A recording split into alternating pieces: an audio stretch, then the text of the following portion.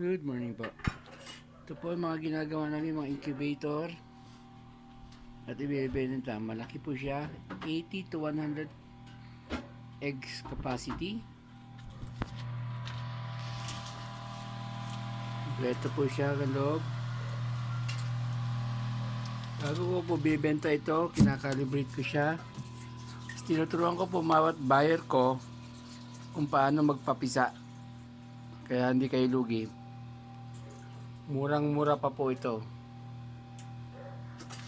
Ito pa po yung isa, nag-order ulit. Ginagawa ko.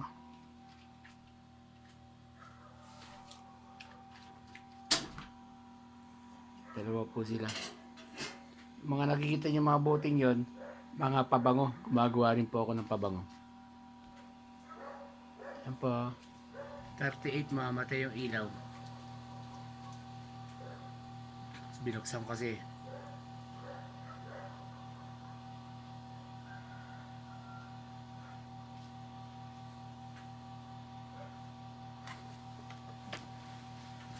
Boom. Patay siya. Kinakalibrate ko pong mabuti ito ha. Salamat po.